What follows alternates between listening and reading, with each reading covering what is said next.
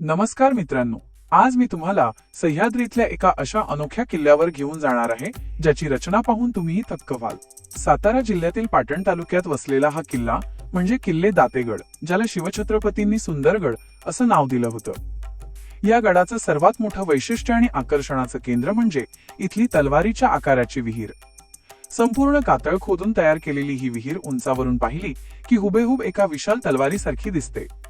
साधारण 50 मीटर लांब आणि 30 मीटर खोल असलेल्या या विहिरीत उतरण्यासाठी दगडी पायऱ्या आहेत। विशेष म्हणजे भर उन्हाळ्यातही या विहिरीच्या तळाशी गेल्यावर आपल्याला कमालीचा थंडावा जाणवतो, म्हणूनच अनेक जण याला सह्याद्रीचा फ्रीज असंही म्हणतात। गडाचा इतिहास पाहिला तर हा किल्ला शिवपूर्व काळापासून अस्तित्वात आहे। सुरुवातीला शिर्के आणि नंतर बहमनी सत्तेच्या ताब्यात असलेला हा गड अफजल खानाच्या वधानंतर महाराजांनी स्वराज्यात सामील करून घेतला। गडावर चढताना सुरुवातीलाच आपल्याला कातळात कोरलेलं मुख्य प्रवेशद्वार दिसतं। या प्रवेशद्वाराजवळ मारुतीरायांची आणि गणपती बाप्पांची भव्य आणि देखणी मूर्ती आपलं स्वागत करते।